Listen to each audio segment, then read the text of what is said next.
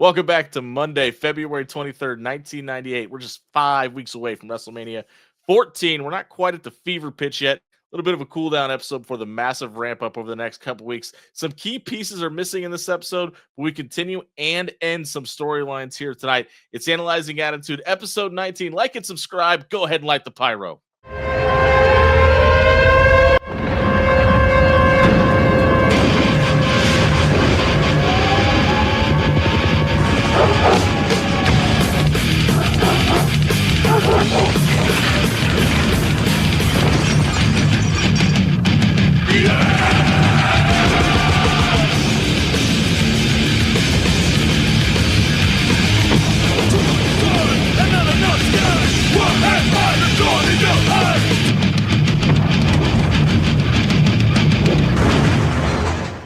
Welcome in to Analyze the Attitude, episode 19. Jimmy Allen, the good doctor, Mike Sweeney with you here tonight. Don't forget to give us a like and subscribe and give us an oh, hell yeah. Opposed to last week, oh, hell yeah. Down in the comments below. Mike, we're not quite into the fever pitch of WrestleMania 14. The ramp up hasn't started yet. You're missing the champion, the challenger, and your celebrity. And we get a little bit of a celebrity announcement in this episode.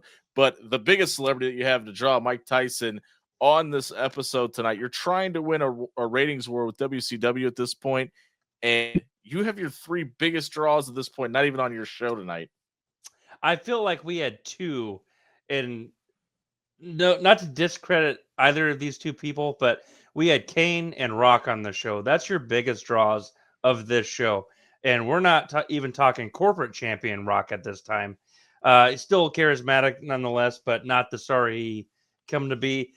Kane's a monster. I, at this point, think he's a bigger draw than The Rock at this point. But like you're saying, we're missing a lot of star power on this one, and it shows. I can't wait to give my grade at the end of this one.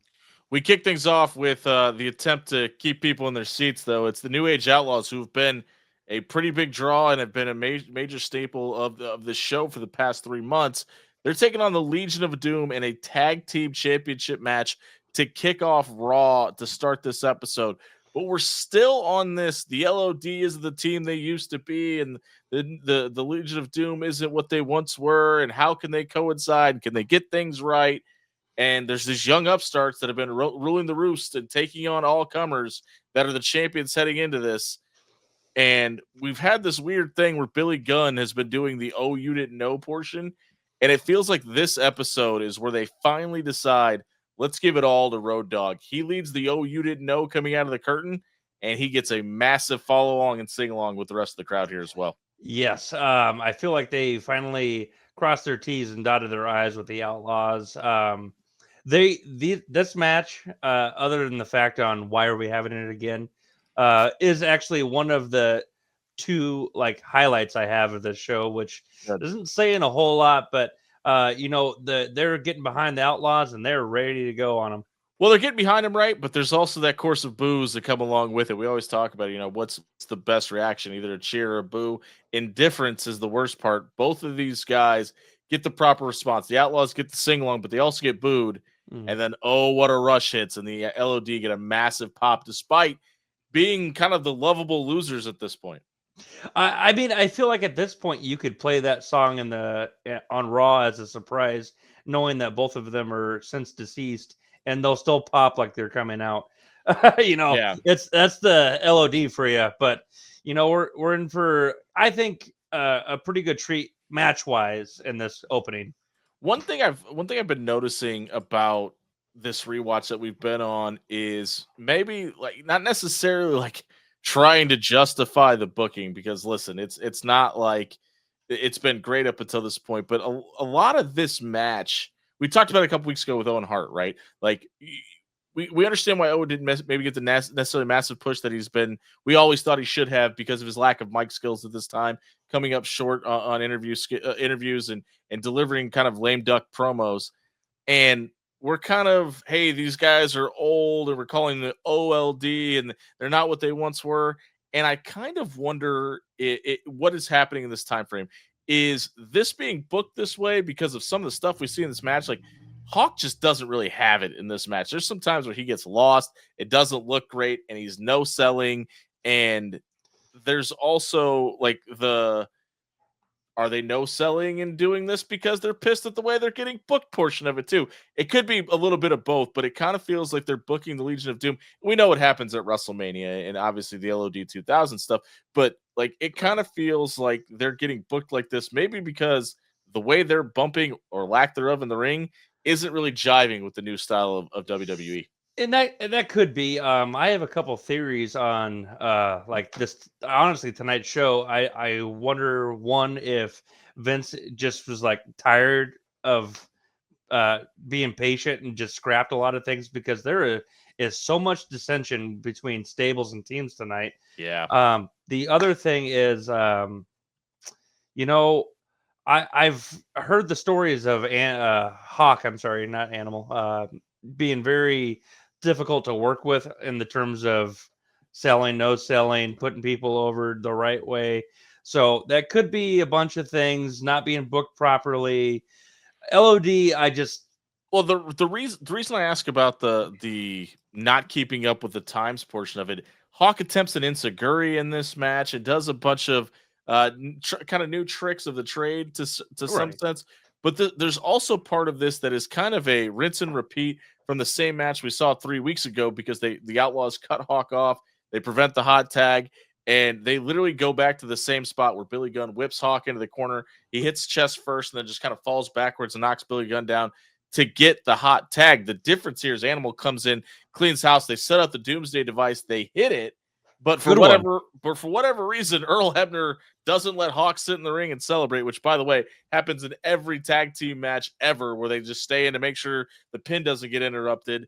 But Billy Gunn gets in the ring, Billy Gunn gets in the ring, grabs the tag team championship belt, hits Animal with it. The Outlaws get the cover and the win. And you mentioned the dissension of tag teams and factions, etc. And listen, we talk about the NFL being a copycat league, and obviously at this time pro wrestling kind of copycat happening between both channels with factions, the NWO and DX, etc. The Steiner brothers just broke up at Super Brawl literally the night before, and now we're splitting the LOD here. Kind of feels like, hey, we saw the reaction WCW got last night. What if we do this with our version of brothers? And this comes up later in the episode as well here. that's what I was actually thinking of, out of the dissension among the night. This is the one I felt like was a copycat off of the Steiner brothers, which, by the way, chef's kiss to the Steiner brothers heel turn, because the way they did it was awesome. Rick's down below in his dog face gremlin pose. Scott's above him, and then just axe handle done. This, I don't know. It's cheap, and kind of knowing what's going at WrestleMania 14. It's like maybe it's just their way to try to keep them quasi interesting until then. Well, and we also get the massive ooh ah reaction on WCW's television when this happens. The crowd just chants LOD as they're literally being pulled apart. And kudos to Animal. He even went back and tried getting the heat and tried like getting the, hey, we're really having problems, and we have all these issues with each other. And the crowd just didn't. Nobody wanted to see this. They wanted the LOD to stay together, and they're sick of seeing them booked this way as well. Yeah, the split with them, like at least in this episode, there's I think certain tag teams you just don't want to see split. Like obviously you think it's inevitable in any team, so somebody can go on and do their thing, but like Matt and Jeff tried it a bunch, and it just never out. No, and this one wouldn't have either if they followed through with it. I actually don't remember a lot of the Raws leading up to Mania, so maybe they do some more feuding. But no, it's just that's one of the teams you just don't want to see battle against each other. You're gonna be a little disappointed about the Raws up to Mania. Anyway, we'll move on. Speaking of disappointing, we've been really high on the NWA stuff that they've been doing, and I've been trying to pinpoint where it goes wrong. We're there. The NWA North American title is not on the line, so you know what happens is Jeff Jarrett is facing Ken Shamrock here, and Jeff Jarrett's about to get a revamp / old vamp on the very next episode of Raw here, but he gets a lot of flack for his WWF runs. Mm-hmm. Every time he's been in the ring up until this point, he's made everybody look like $1 million. That's no different in this situation because he bumps all over the place for Ken Shamrock here. Shamrock beats him from pillar to post, and then Jarrett gets thrown to the outside of the ring, and then Ken tries to bring him back in, but Jim Cornette grabs the foot of Ken Shamrock, trips him, and it gives Jarrett the upper hand. But when Ken gets back into control, Cornette has to jump back up on the apron again. We have this weird moment where Jim's supposed to be knocked off the apron by Jeff Jarrett, and while Shamrock has him, and Cornette literally has to yell "move" at Shamrock, and Jarrett ends up knocking him off of the apron. But once Shamrock gets the upper hand again, Cornette jumps back up on the apron. He gives Jeff the belly to belly, and then he goes to do it again, and then Cornette gets in the ring and actually hits Jeff with the tennis racket, which allows Ken Shamrock to apply the ankle lock. We get the tap out, and then Michael Cole is walking Jeff Jarrett up the apron. Jeff Jarrett says it's time for Cornette to split and maybe go the opposite ways, and we don't really get much after that between these two. We know what happens next week, but this just felt really, really rushed for this one-time miscommunication breakup type scenario. I think classic Vince just got impatient. Nobody was really catching on to these guys. If you probably look at the quarterlies and the ratings, they probably weren't doing too hot. So he probably got impatient and yanked the rug. But, oh, my God. I talked so much, I think I have anyways, so much praise over the NWA stuff and wished that it went on. This night, I have nothing but shit to talk on this stable. One, the tennis racket shot looked, I know it was supposed to be an accident, looked like it was supposed to be on purpose. Yeah. I mean, he couldn't have timed that any worse. Like, for a guy that's a constant professional in Jim Cornette, that looked pretty bad. Yes. I'll give a positive, the brief few minutes before all the stupid crap went down. Shamrock and Jeff Jarrett really gelled well together. Jeff's, kind of got the HBK catch can style. Shamrock still kind of green, but they were gelling pretty well for a minute. But listen, just as we just mentioned, I mean, Shamrock couldn't have looked better, and it was not all, but mainly because of the way Jeff Jarrett bumped for him, right? Yes, absolutely. We get more of the Road Warrior stuff as we go backstage and Animals with Jerry Lawler, and Animal says he doesn't have a brother anymore, and Hawk breaks into the locker room, and they have to get pulled apart yet again. And as you mentioned, we're 3 segments into this, so we've broken up the Road Warriors and Jim Cornette and Jeff Jarrett. So this just seems to be, hey, we feel the changing of the tide with Mike Tyson, Stone Cold Steve Austin. Let's scrap everything that doesn't feel real and head in a different direction. I think that's what they were doing, and they didn't have their big guns on this show, so I guess shock and awe, or more like shock and awe. And I kind of wonder now, just kind of talking through it, I wonder how much of this was, let's let our big stars stay at home so we can just kind of get some stuff out of the way. Which I'm okay with that. I feel like they should always rest up their big stars, especially the marquee matches before Mania. I was just even thinking that watching that, because it's like they're probably resting Steve up, definitely Sean. But Cena on his farewell tour, I'm kind of nervous. I mean, he's only got 2 scheduled matches left, but I was like, that's kind of risky putting him in these big profile matches when he says he's done in September. What if he gets injured? But not to get too much into the new stuff for a second, but kind of feels like he's got more than 2 left, right? Oh, that Styles match, man. Love letter to wrestling. That was awesome. Pretty damn good. It wasn't pretty damn good. The DOA versus the Truth Commission. And this might be not calculated math, but I think if I counted it right, this is the 9,643rd time that we've seen this match. 44th. So last week, Sniper and Recon were talking about leaving the Jackal, and they just come out with him here. And for the first time in 5 weeks, Kurgan is back. They're taking on Shane's 8-Ball and Skull. We get no explanation as to where Kurgan has been. He just hasn't been around. We don't know why, but the Jackal comes out and he starts looking for a headset on commentary. And you can see Kevin Kelly grab the microphone, hide it. I don't think that was for camera. I just think they just didn't want Don Callis anywhere near him. I think they were just sick of him, and they're like, we don't want it on here. The reemergence of Kurgan was, I'm not going to say nice because I don't want this shit on my TV anymore. But at least that's the guy they're trying to put over. I'll get into it more on what I think they should have done when we get to the The only spot in this match. Well, the match, I think that they should have just had Kurgan in a one-on-one match Okay. with, but we'll get to that when we get to the one-on-one match they shouldn't have done. Yeah, well, it's interesting because it kind of felt like they prepped Kurgan for the Royal Rumble, and then after the Royal Rumble, they didn't know what to do with him. No And plans. mention that Kurgan hasn't been knocked off his feet one time, and that feels like a massive deal until they just let the DOA do it here. Like, it's the only spot that matters. Kevin Kelly talks about the fact, or JR, mentions that nobody's taking Kurgan off his feet. So naturally, we just let 8-Ball and Skull do a double scoop slam on him. Kurgan no-sells it, and he pulls out the Paralyzer, which is the claw that he's been working, which is just now called the Paralyzer, which is his finish. He gets it on 8-Ball, gets the 3 count. The DOA comes in and break it up. The Truth Commission is just back in the ring. They win the match. The claw gets put on. They get the pin. The Truth Commission win, but the Jackal is mad at Recon because they weren't at Sniper because he wasn't tagging in, and the Jackal slaps him again, and he goes to retaliate, and Kurgan locks in the claw on Sniper, and Recon tries pulling him off, and the Jackal backs him down.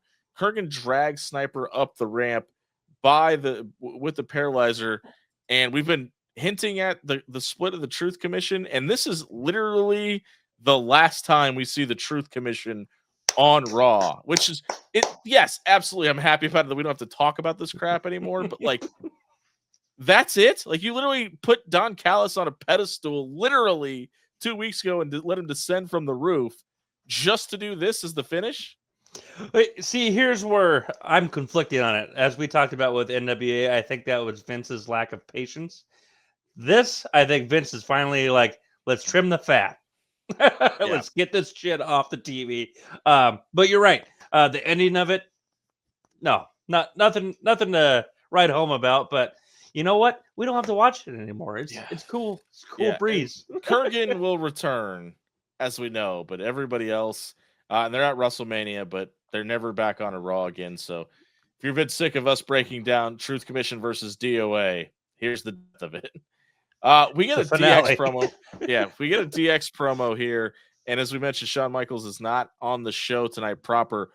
They're at Shawn Michaels' home in San Antonio, where Chyna is just hanging out with some blonde chick that Shawn kisses at one point. There's the last week that commentators hinted that DX may be suing Steve Austin for giving Chyna the stunner at No Way Out of Texas.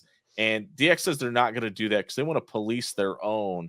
And Shawn says he'll fight Steve Austin at WrestleMania, and because that hasn't been confirmed. And Shawn's talked about reffing a fight between Tyson and Austin and all these other things. And Shawn Michaels, even though he's the champion and Austin won the Royal Rumble, finally confirms that he will fight Steve Austin at WrestleMania. And then Hunter grabs the camera and says the only reason that the cameras are allowed in HBK's home is because WWF needs ratings, that from here on out, everything DX does will be X-rated, including WrestleMania 14. The commentators try to sell it like WrestleMania is actually going to be X-rated this year.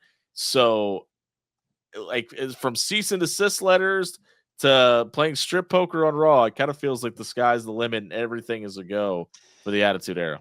For sure. It was kind of like a double-edged sword in that promo. It was definitely good promoting for the weeks to come and WrestleMania, but in a way they were kind of saying, "Don't worry about tonight. You can go ahead and watch Nitro tonight." And probably most people did, but I'm surprised they didn't give a little on the way out the door. Yeah, that's right. That's right. Up next, I think, is the spot you want to talk about. It's Taka Michinoku versus Barry Windham. And I actually thought this was a good idea if it was what it was worth on its face, right? It was putting this massive guy in Barry Windham and letting Taka Michinoku get his stuff in. I loved the idea when I saw this match. I went, oh, this is them unburying the lightweight division. I don't remember this happening. There's a reason. Taka got some stuff in. I mean, he got a couple of great-looking moonsaults in, and Barry Windham was kind of getting his comeback in, and he throws the lariat, but then the lights go out.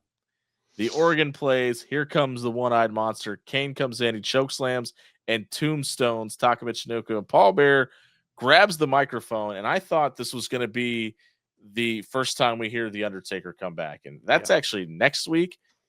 He calls out Stone Cold Steve Austin. I love this. Listen, the rattlesnake's not here, but it gives people something to look forward to, especially without Shawn Michaels being available. For sure. And Kane thinks Undertaker's dead. So Yeah, fair why, enough. I mean, sure, why wouldn't you go after the champion? But Kane's a heel, so got to go after the top baby face. And obviously, you're calling out Stone Cold. It's a precursor to Undertaker coming back. Awesome. Now, getting back to what I was going Yeah. to earlier, I would have scrapped that stupid ass tag match, and I would have had Kurgan and Taka, because at least Taka could have flied around. And by the way, the visual of their statures would have been amazing to see. For sure. And then maybe you could have even had like a quick little peek of a stare down between Kurgan and Kane, maybe as they're passing. But I didn't book the show, so That's fantasy booking 101, brother. that's right. I didn't get the the NWA shit was just diarrhea all over this show tonight. The Outlaws are leaving the arena. Michael Cole catches up with them backstage to ask about the Road Warriors. Billy Gunn says he's very happy about the LOD breaking up, and they're trying to drive away from the building. And then Chainsaw Charlie appears out of nowhere and tries cutting through their car. And then Cactus Jack shows up and just smashes their windshield with a baseball bat as they drive off. And I love just how unhinged they're making these two guys. Like, Yes, they could pop out of nowhere, cut through a ring, show up and try to cut a rental car in half, smash a windshield, get thrown off of a dumpster. Like, it feels like this is the precursor to the hardcore division, just letting these guys just be Crash television. 100%. Like that visual of that was awesome. Road Dogg was actually cutting a pretty good promo, but Michael Cole was kind of ruining that a little bit. Yeah, and he's got his camera in the background. That comes to play in weeks as well. But they're putting their two biggest tag teams front and center, so I'm digging this feud. We get an announcement here that there's, speaking of the tag teams, there's going to be a 15 tag team battle royal to determine the next number one contenders at WrestleMania, and we'll find out who those tag teams are next week. And then Dusty Rhodes, or at least a silhouette of him, appears on our TV. I'm fairly certain this was Bruce Pritchard here. Sounds a lot like him. I don't know if we ever got that confirmation. Too bad we didn't ask Conrad Thompson about this when we had him on a couple episodes ago.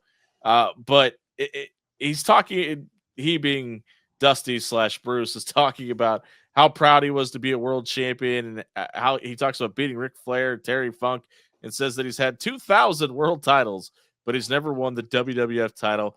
But he's proud of his son Goldust. He says he could go back, if he could go back in time, he would go back to the glory days with Sapphire. Common Man starts playing out throughout the arena and coming out wearing a fat suit in his black and yellow polka dots as Goldust dressed as Dusty Rhodes.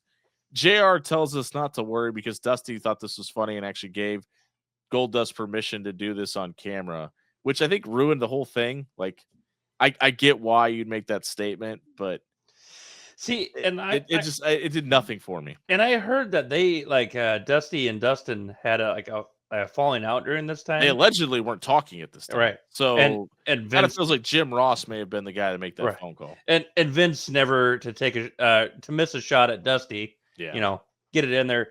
100% Bruce Pritchard. If you ever listen to Bruce Pritchard's Something to Wrestle With, or even the intro to that show on the American Dream, Dusty Rhodes. One of these days I'll try a Dusty impression. It won't be good, but for anybody that doesn't know what Mike was referencing with the beef with Vince and Dusty Rhodes, obviously Dusty's real name is Virgil, which is why Virgil, Ted DiBiase's manservant's name, was Virgil, and then coincidentally why his name was Vincent when he went to WCW and was in the NWO, and those guys popping shots back and forth at each other. But the American Dream, the yellow dots and yellow polka dots, black silhouette, is taking on Bradshaw here. Goldust goes for a bionic elbow, but Bradshaw lays his stuff in. Goldust rolls the outside of the ring, cuts a promo in the middle of the match, talking about how he's the American Dream, Dusty Rhodes, the Babe Ruth of wrestling. Goldust says that Bradshaw just should bump his little ass around the ring for him, and he gets back in the ring. Bradshaw throws in some stiff boots, man. And this is our meat and potatoes of the week because he just lays this stuff in. And Goldust gets the upper hand at one point, goes to the bionic elbow, and maybe the most violent clothesline from hell we've seen up until this point. Bradshaw hits it, gets the 1, 2, 3, and he says he's getting rid of the polka dots. Now, this is obviously just nothing, Right. but Goldust has just been himself the last 2 weeks and not the artist formerly known as Goldust. Mhm. So I don't know why we went back to this here. I don't know. I mean, it's a lot more easier to handle than blackface Gold Dust or Fair enough. ball gag Gold Dust. The only points I really had in this match is it was nice to see Gold Dust not doing the weird shit. Well, I mean, still kind of, but Well, yeah. Underrated clothesline from hell. That finishing move does not get its praise that it deserves because he always laid it in. And speaking of laying it in, that big boot that we talked about for the meat and potatoes, way, way, way better than what Crush tried to do in that tag match because that was one of the most pathetic big boots in that tag match. But take it away, Jimmy. Let's finish up this match here. well, obviously Bradshaw gets the win, and Yep. it is what it is. Like their booking of Bradshaw has been really weird because he's been the foil to the NWA, Yeah. and now that's going away. And we'll get into that in a minute, but it's just another guy that they're booking, and they'd have nothing for him after this. It's I mean, they've built him up as this monster, and he's looked great in the process, but it's just kind of it for him. And then we get backstage, and Kevin Kelly is trying to catch up with Hawk, and Hawk doesn't want to talk, and he leaves the arena after him and Animal have allegedly split up. And then we get another non-title match as Steve Blackman, who's undefeated up until this point, is taking on The Rock. Now, the only reason they're doing these non-title matches is because of the finish, and they're not ready to pull the trigger on these guys yet. I mean, the NWA belt, I'm pretty sure they called non-title tonight because they're about ready to scrap it. This one I understand, and I think this match was the best part of the show. Yeah, Steve Blackman gets into his nunchuck routine last week. He had the karate sticks. He's got nunchucks that glow in the dark. This is like his gimmick right now. He's doing these karate routines in a black light with neon karate weapons. Mm-hmm. But then the Nation comes out. And last week, remember, they got into a big fight, and D'Lo got thrown out of the locker room, and we get no clarification on any of this, but I loved how they set this up because the whole Nation comes out, and then The Rock comes out. He does some flexing and some posing, and is really, really starting to distance himself. This is kind of the catalyst for it here in this match, but we get continuous involvement of this match again. It kind of makes Steve Blackman look good. Like, I liked everything else about this match other than the non-title stipulation because it made Blackman look good. It got The Rock over. We continued a storyline. But Rocky hits the people's elbow at one point, and Farouk gets up on the apron for no reason. And then Blackman ends up hitting a roll-up. Rock kicks out, which I thought was great because I thought that was going to be a really crappy finish. For sure. Rock hits a DDT and goes for the pin again. Farouk hops back up on the apron one more time. D'Lo grabs Steve Blackman's nunchucks and looks like pretty intentionally throws them over the Rock. Blackman hits him and then gets the pin over the Rock after hitting him with the nunchucks and stays undefeated. But then Farouk doesn't get into the ring after, and Kama Mark Henry try to get Farouk back in the ring. D'Lo and the Rock start shoving each other. D'Lo says Farouk told him to throw the weapon to Blackman. Rock calls Farouk back into the ring and says, "You caused him this 1, 2, 3." Farouk goes, "Oh, well," and leaves the ring again. The Rock looks pissed. The Nation kind of stays behind with the Rock until Farouk tells them to come along. So we're not only teasing the Rock leaving the Nation, but maybe everybody may be leaving Farouk, and I thought that was great. Oh, I'm with you. That definitely the best match of the night, without question. And good storytelling too. I thought it was in a way kind of bizarre to have him Rock lose, but it really didn't hurt him the way they did the finish. And actually, the finish was something I think is later on this year when I think they tried to throw a nightstick to Boss Man, and Rock is the one that catches it. They pay it off later. Yeah. So that was pretty cool. Farouk, he cracked me up on this. He is just this piece of shit. I'm done. So yeah. The one guy that I have been more impressed with than I remember being with, and this is no knock to Ron Simmons. I didn't see his run in WCW. Right. every time he's on camera over the last couple of weeks, I've just been more and more impressed with his work. We got a Luna backstage, and remember Luna Vachon and Sable had their big pull apart, and the nip slip happened where Sable's breast popped out to close out Raw last week. And Luna says she wasn't out with Goldust earlier because she's waiting to take out Sable and rearrange her face. She's going to be she's going to be on Sable like maggots on roadkill after this, and her voice is just so ear piercing. But this promo was really good. Yes, I was gonna mention that because I feel so bad for the women of the past, because if they were booking like they do today, the women, like maybe Luna Vachon would have been one of the greats that we talk about to these days. I mean, nobody hardly mentions her. China only gets talked about mainly because of her physique and being groundbreaking. But like, that was a hell of a promo by Vachon, and that's a good thing I'll say about this show. This is why I disagree with your statement a minute ago about the NWA North American Championship, because the NWA Tag Team Championships are on the line next, as the Rock and Roll Express are going to defend against the Headbangers. And last week, the Headbangers had the Rock and Roll beat until the NWA official threw the match out because Mosh threw Hoot over the top rope. The NWA guys can't get on the same page this whole match, and there's a WWF official in this time, so there's no NWA shenanigans. Mosh throws Hoot out of the ring again, and Earl Hebner goes to check on them. Cornette comes in, and he hits Thrasher, on the outside of the apron in the back of the head. But Thrasher falls down on Ricky Morton. Hebner slides in the ring, 1, 2, 3, and the Headbangers are the new NWA champions on WWF television on Monday Night Raw. And I love that they did this because it seemed to make a pretty big difference, right? Like, it was like, okay, Jeff Jarrett's the NWA champion, but he's an NWA guy. The Rock and Roll Express, the NWA Tag Team Champions, but they're NWA guys. And it gave, even though it doesn't pay off, it gave the stakes that there can be a title change from the NWA on WWE TV. That is true. They, at least you get the the unpredictability factor. Just the fact that Headbangers are NWA Tag Champs, that's mind blowing. The interesting tidbit that I pulled from this, because I'm halfway there with you, Jimmy, on your thoughts, but they're the Headbangers t-shirts. They were wearing like legit rock and roll band t-shirts, and I wonder if there's like a cease and desist because they were wearing I think their classic Real Men Wear Skirts t-shirts. But yeah, that's what I pulled from that. It was a fine tag match. Well, we all know how much Vince hates paying for music. Right. So That's probably true. got something to do with it. That's true. I mean, the shock factor was cool. I guess not. I mean, I don't know.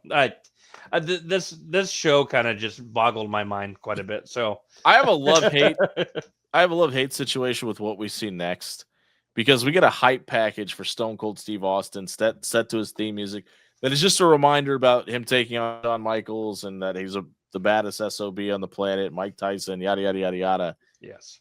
But it's what comes next that kind of paired up with it, because we get Owen Hart versus Mark Marrow next, and it feels like, but I think for a couple reasons. I think it was to show the network that, hey, last week was a nip slip, and we can main event Raw with this storyline without any nudity and da-da-da-da-da. But I also feel like it was to continue the fact that they were legitimately trying to push Stone Cold Steve Austin as a love interest for Sable here too.